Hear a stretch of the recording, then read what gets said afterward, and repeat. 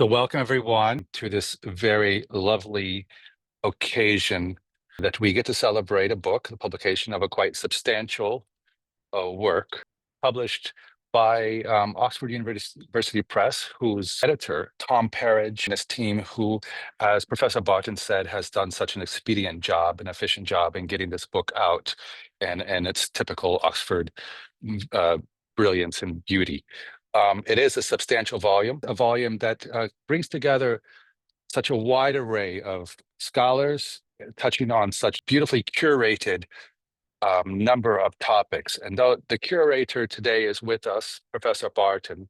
And I won't speak too much at the beginning here. I'm going to allow Professor Barton to introduce his work and give a few remarks of the history about it. So Barton, I hand the mic to you virtually. Thank you. Welcome, everyone. Thank you for coming to hear about this new book. I want to make just 5 brief introductory comments. First of all, just to explain the tradition of publishing a survey volume like this, which SOTS does every 25 years. A century ago, it published a volume surveying the current state of the discipline of Old Testament studies, as of course it was called then, a volume called The People and the Book, edited by A.S. Peake. And the tradition didn't establish itself immediately of following that up, but we can speak now of a tradition that there should be a survey volume of this kind, roughly once in every generation, if you like to see it that way, every 25 years, presenting a snapshot of study of the Hebrew Bible at the time, a history of how it had developed since the previous volume, and some predictions, hopes, fears, or aspirations for the future. And the tradition can be found in the Old Testament of Modern Study in 1951, Tradition Interpretation, 1979, and the immediate predecessor of the present volume, Text in Context, in the year 2000. So we're on course to stick to the 25-year principle. Second point, who is it for and who is it by? Well, who is it for is an easy one to answer. It's for serious students of the Hebrew Bible, including researchers at all levels, who want to know the current state of study, either in their own immediate area, or to get an overview of the whole discipline with a good bibliography.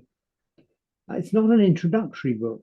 It assumes, for example, some knowledge of biblical languages, especially Hebrew. But even so, it's meant to be useful to people at an earlier stage in their study.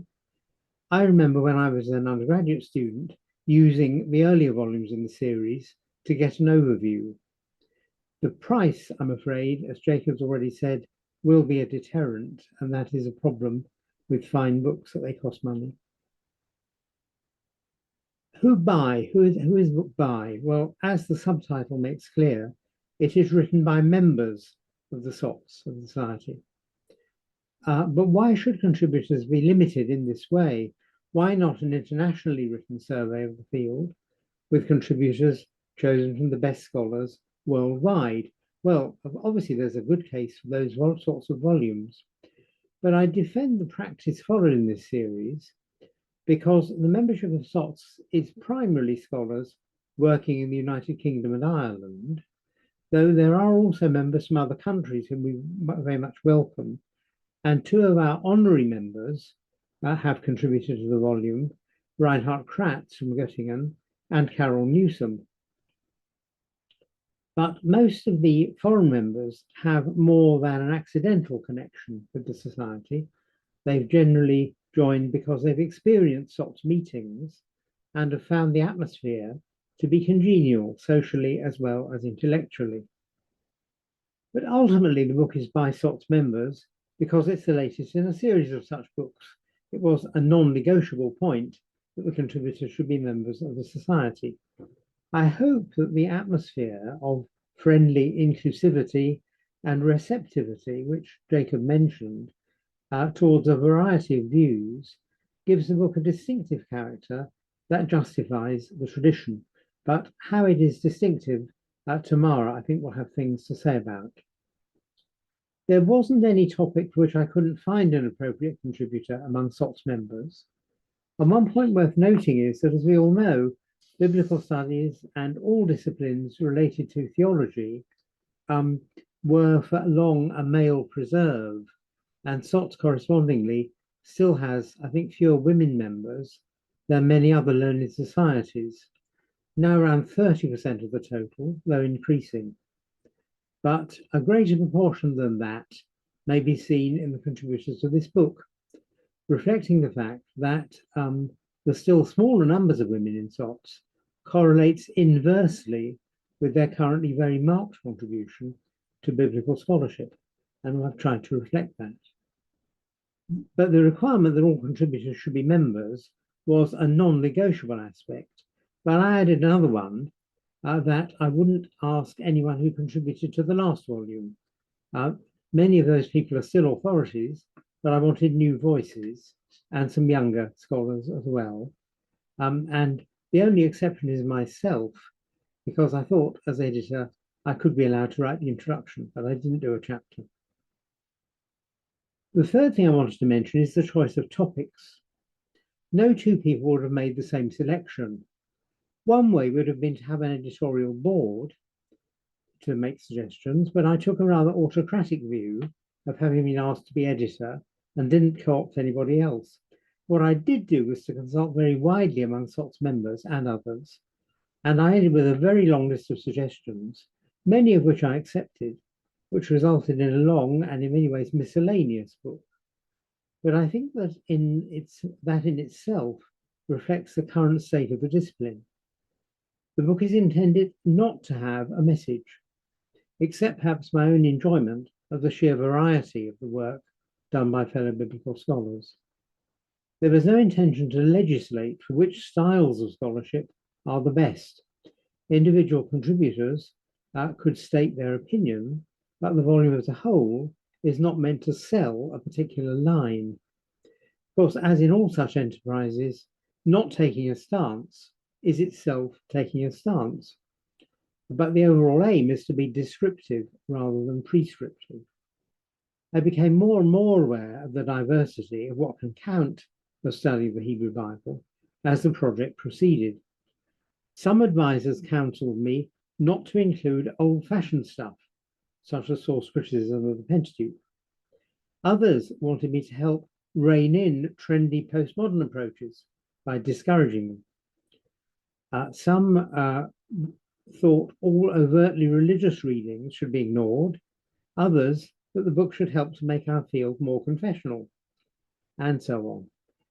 The policy I adopted was that any approach that a number of people would like to see excluded should definitely have a chapter. A few suggestions fell by the wayside because there wasn't any widespread feeling they were more than one person's interest, but this applied to no more than 4 or 5 suggested topics.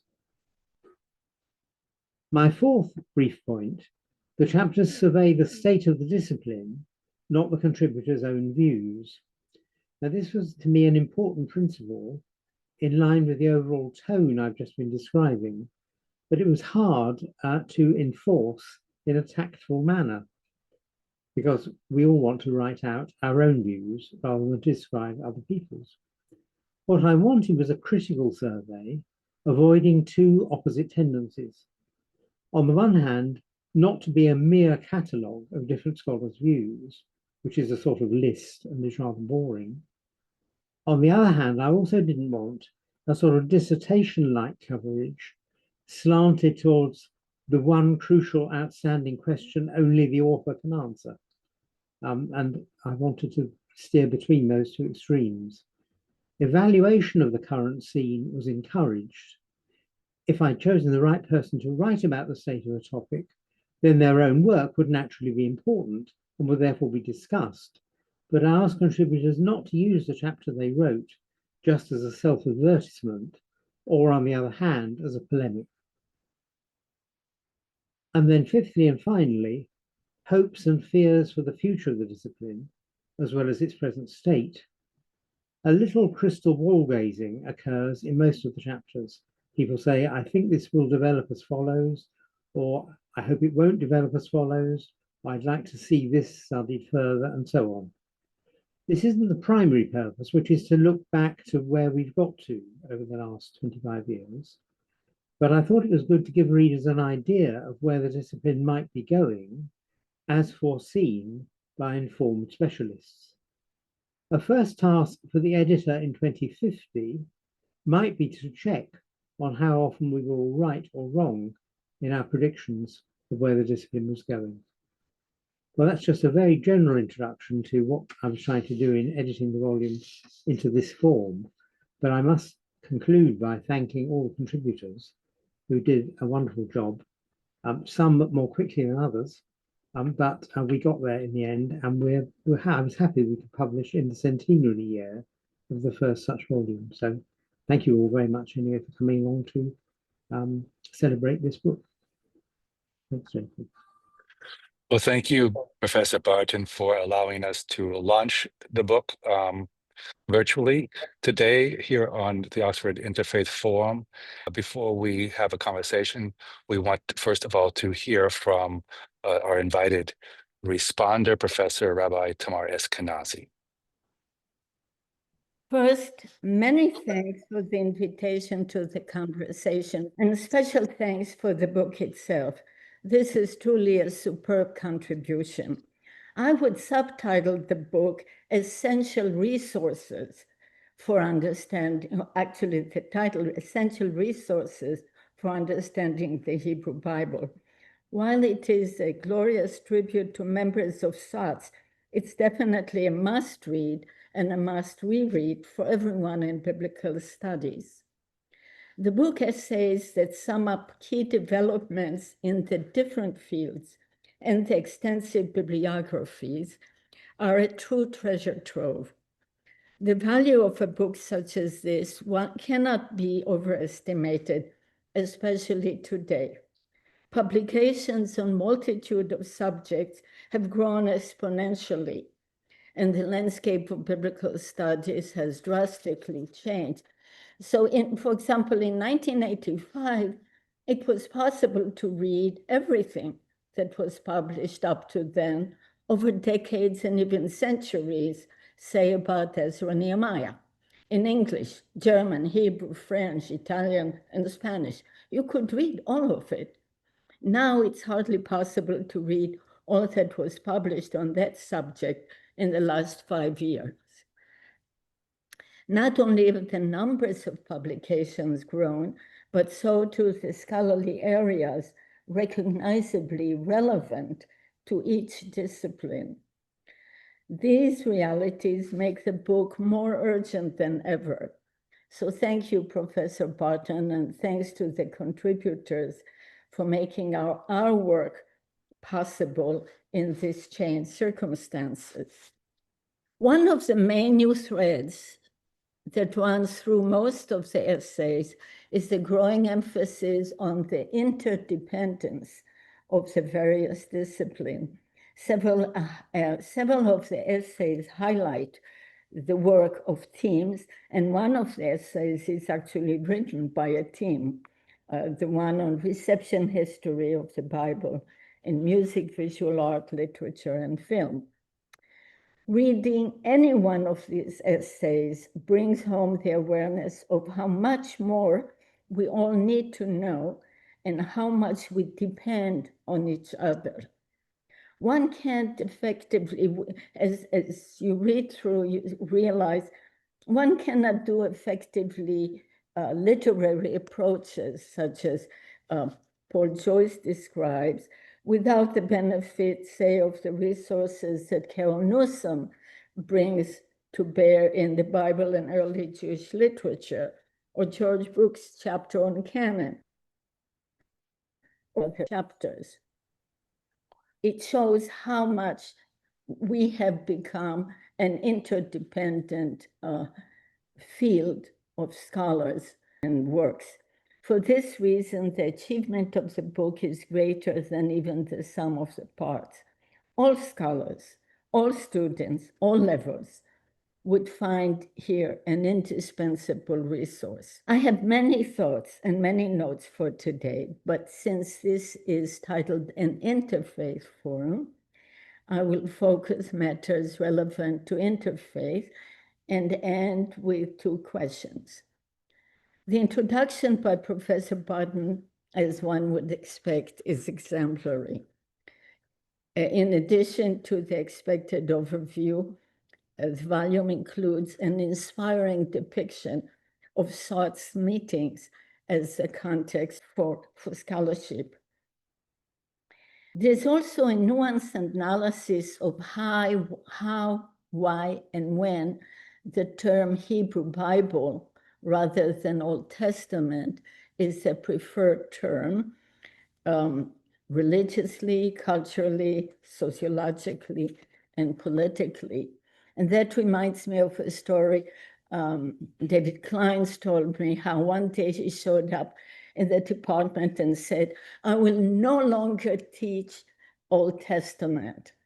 And when his colleagues' shock and protest died down, he said, I will only teach the Hebrew Bible. This is a polite book. I mean that as a compliment. At first, I thought this is the result of stereotyped British culture and civic discourse, until I remembered that some of the most scathing biblical critique had come from scholars in the UK. So the tone of the contributions is not simply a cultural heritage, but it seems to me a judicious decision on the part of the editor and the contributors. Calling it polite does not mean that it avoids challenges and critique, but it means that the book is clearly more committed to building bridges than to destroying edifices. And I consider it a great virtue. At a different setting, I proposed what I called a hermeneutics of chesed, of generosity, as a valuable critical approach. This book essentially reflects such scholarship. However, there's one place where I wish the author had been a little less polite. Richard Briggs' chapter on theological interpretation of scripture does a wonderful job providing what the author calls a roadmap for navigating challenges and diverse possibilities that constitute theological interpretations today. But some controversies do belong in the comments on Jewish biblical theology. Professor Briggs lists publications dealing with Jewish biblical theology and adds, despite John Levinson's celebrated claim that Jews are not interested in Jewish theology, Jewish scholars have continued to provide illuminating studies of theological themes such as love, election, and so on. End of quote. The paragraph hides a much more challenging situation. Levinson's article did far more than observe that Jews are not interested in biblical theology. Titled, Why Are Jews Not Interested in Biblical Theology? His provocative article explained why Jews are not interested, and by inference, why they may not need to be interested.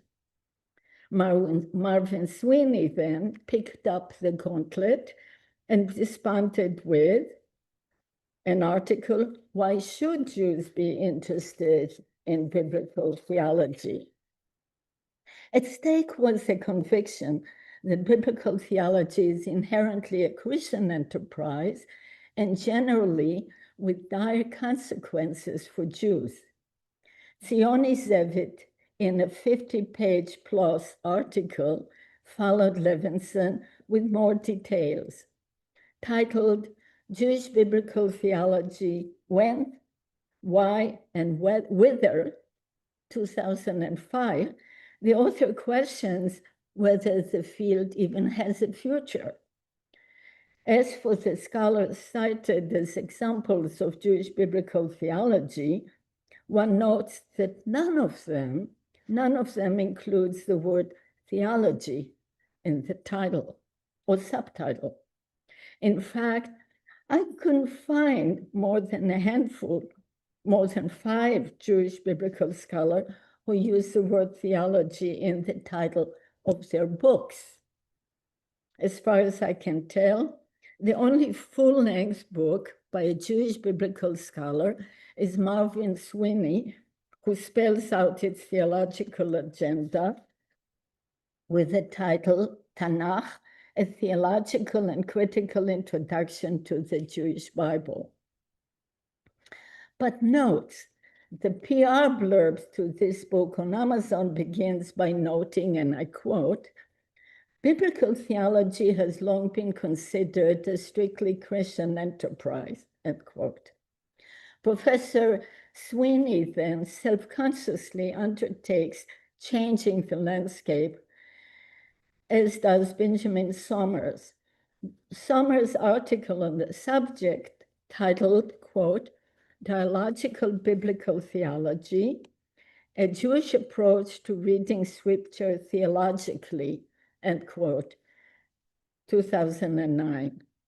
But the article begins this way: "Strictly speaking, there can be no such thing as Jewish biblical theology," end quote.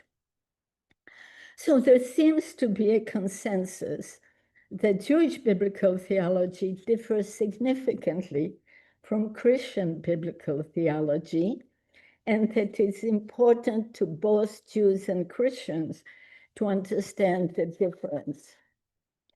Even though some works by Buber or Heschel readily qualify as Jewish biblical theology, systematic engagement with the topic under the rubric of Jewish biblical theology is mostly a 21st century phenomenon.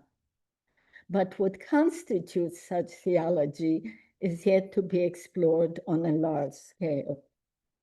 A very good introduction to the subject is John Barton's Jewish and Christian Approaches to Biblical Theology in Protestant Bible Scholarship, Anti-Semitism, Philo-Semitism, and Anti-Judaism, 2022. As Professor Barton observes, Judaism has traditionally had a quite different way of reading the Bible.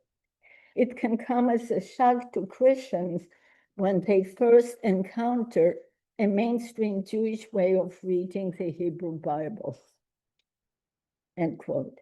The same is true for Jews reading Christian theological interpretations. Grasping the differences not only deepens the understanding of each other, but also serves Jews and Christians, as well as those outside the two tradition, to understand themselves better. So as we think about future directions, exploring the relationship between Jewish and Christian biblical theology, forecast, as John, you've said in another context, an exciting development with lots of potential for Jewish-Christian dialogue. I have 2 questions with which I will end. First, John, you are in a unique position to behold the whole field of biblical studies. What would you say are some of the distinctive features of scholarship from the UK and Ireland, say as compared with US, Europe, and other parts of the world? 2, the book is not only descriptive, but in many ways prescriptive. It actually shapes what from the past will be carried into the future. So can you say something about topics you left behind? And you touched on them, but maybe you can be more specific. Topics that you left regretfully because there was no room, or because they lost their significance. But before I turn the mic over, let me say once again, this is truly a wonderful book, an indispensable work that charts where we are where we have been and sets an exciting and aspiring foundation for all future scholarship. So thank you. Thank you, Professor Eskenazi, for those remarks, and also bringing attention to this, the context that we're in presently, the Interfaith, the Oxford Interfaith Forum, the questions regarding Jewish theology and how that plays a role within the volume. I wanted to just say a few things before opening the conversation back up to you, Professor Bart. In preparation for this session today, I went back and looked over the volumes that preceded yours, and they go back all the way to 1925, the first volume published by Peake, The People in the Book, also by Oxford Clarendon. A beautiful volume, and as you point out in your preface to this one, that it had sold 4,000 copies by that time, by about 1933, I think it was, that, and at the time when they published the second in the, or I guess it was 1935 or something, the second volume in this series, Record and Revelation by Robinson. It went on to, we had Old Testament and Modern Study by Rowley, and then Tradition and Interpretation by Anderson in 1979, and then Text in Context, most recently by Mays in 2000. Looking over these volumes, what struck me is how readable they are. These were volumes that were published for a reading public that perhaps may no longer exist. And I would like to hear from your perspective as somebody who writes in a wide variety of literary circles, Professor Barton, how you see that. In the days of Wellhausen, when he wrote his Prolegomena, he was writing for an educated public, and there was a public that would be able to make his book a bestseller of sorts. And there were these volumes that were being published by scholars of their time, as long as they were being written in a way that was not too technical, could expect a wide readership. The first volume in the series that goes back 100 years ago, The People in the Book, is eminently readable. It has a wide variety of wonderful articles, one on Hebrew psychology. You have the article in this volume on psychology, Jewish interpretation, and then a piece that ends it by Gray on the horizons of Old Testament study. And it was really wonderful to go back and read in 1925 what Gray thought would be the horizons of Old Testament study, and then compare it to what you produced in 2025.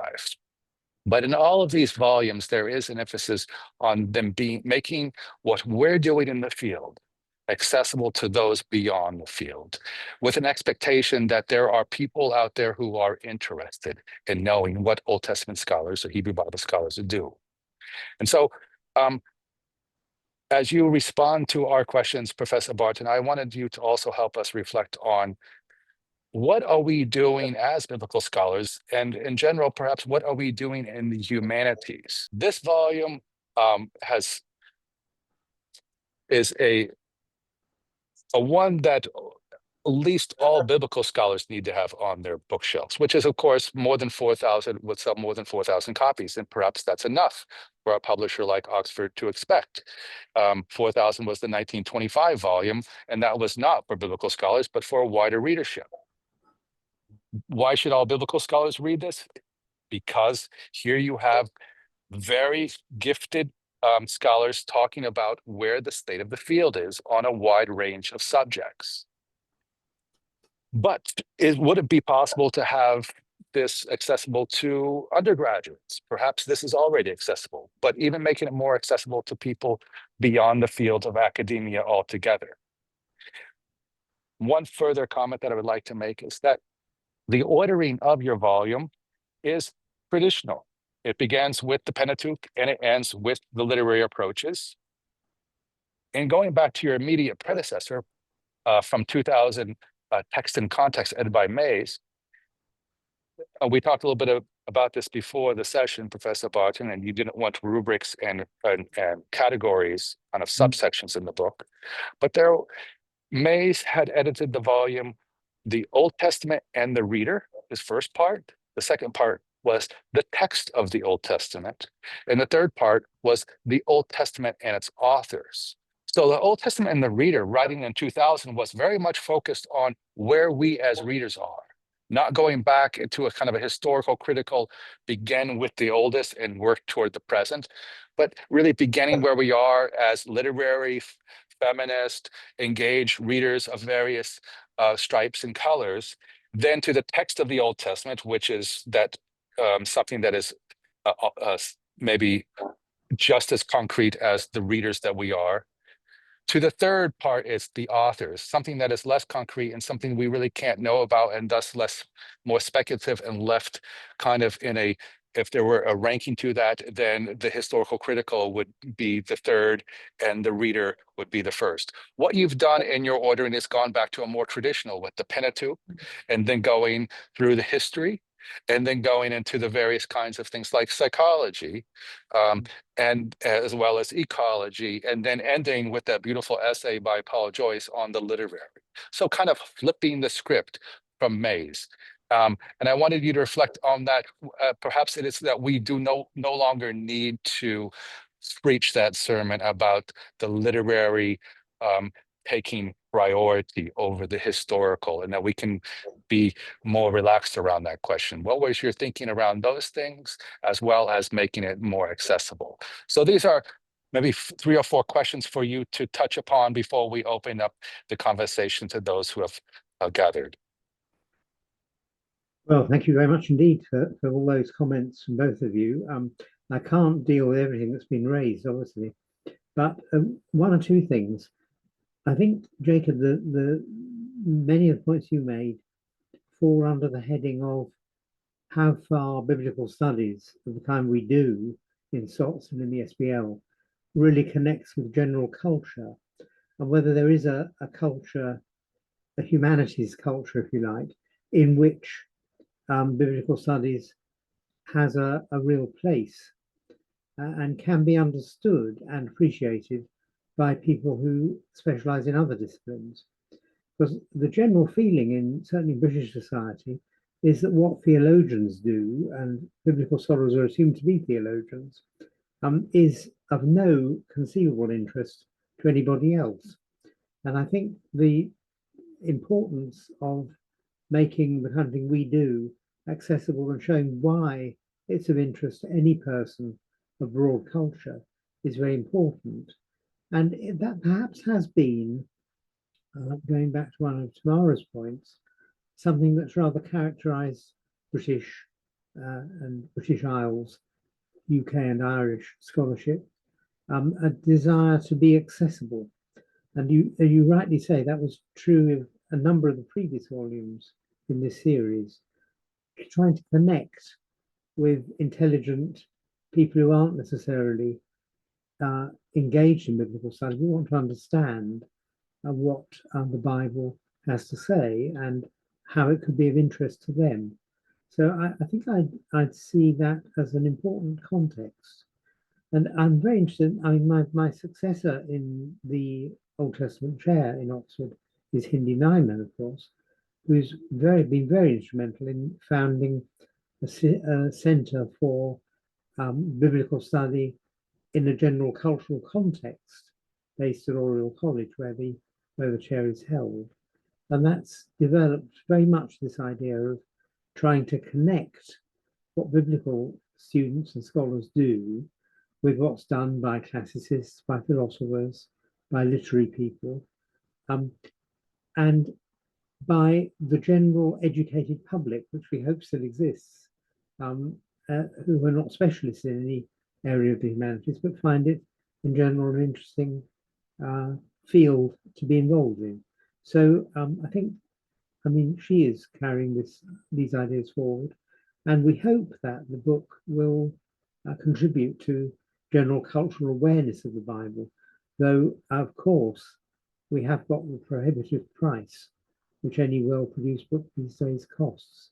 And it would be nice if there could be a student, perhaps a paperback edition of it in a few years, or a few months, which could connect with more people and be more visible. So I think that's the first point I'd make about readability, general integration into humanities culture, and so on. One of the points Tamara made was the interdisciplinarity, the sense that we're all interested in each other's fields, and that biblical studies proceeds by a much more interconnected working, and not just by the insights of individual scholars working on their own. That, of course, is the general trend in the humanities. We're not as collaborative as people in the natural sciences are, because we're not working on projects very often which so much require many workers, each doing their own little bit. And there still is, I think, room for the sole individual isolated scholar, if you like, producing his or her own ideas and research. But nevertheless, we're all much more aware these days of how much we depend on each other. And the number of the articles in this book do stress that. Another point, the importance of collaboration in biblical, as in all humanities study. The third thing I think I want to react to is the bridge building character, which we've tried, I think all of the contributors tried to think in terms of building bridges with people in other disciplines, but in the case of theological interests, between Judaism and Christianity, which is one of my concerns, that this whole question of whether there can be or should be or is a Jewish biblical theology is fascinating, not just in itself, but because it does raise questions of what we think we're doing when we're studying the Bible. And as Tamara pointed out, and as I've tried to stress, Christians are surprised when they read Jewish writers on the Bible, and I think Jewish readers are often surprised when they read Christian writing on the Bible. And what we need to do is to try to imagine what it would be like to see the Bible in the way that the other party does, rather than trying to work out whether they're right or whether we're right. And often there is incommensurability between the two positions, that we are, as Christian writers on the Bible, are often actually affirming and denying different things from what Jewish readers are affirming and denying. And getting that in focus is very important. I wouldn't say this book has had a lot of material in it contributing to that particular quest, which I think is desperately important.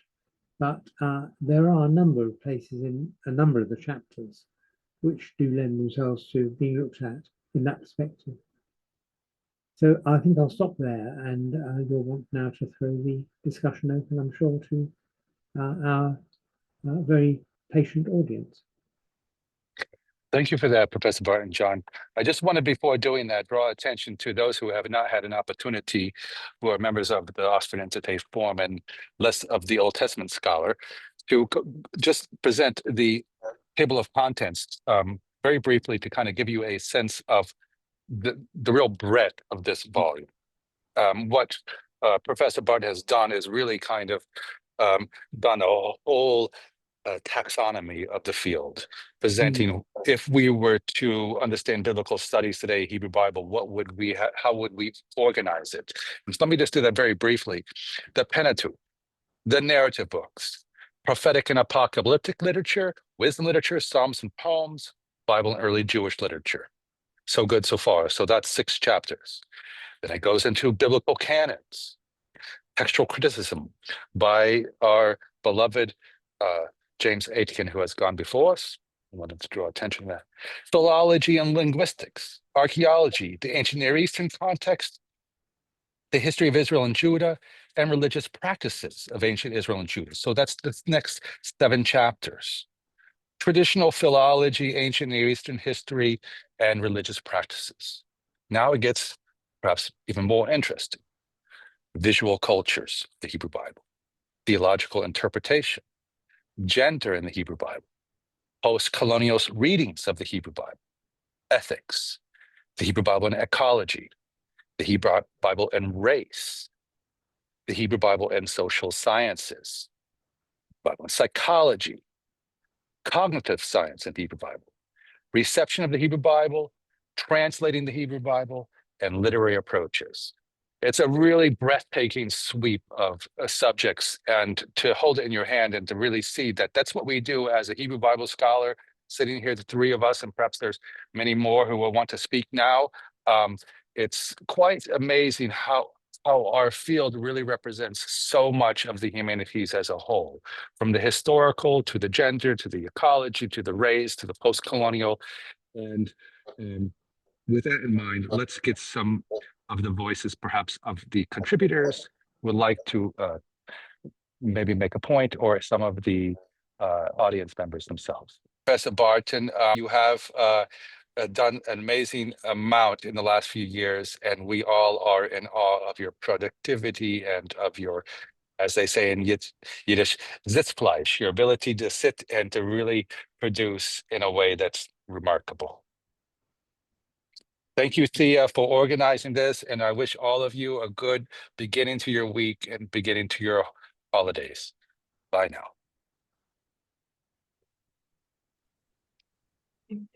That was great, Thea. Thank you, Ben.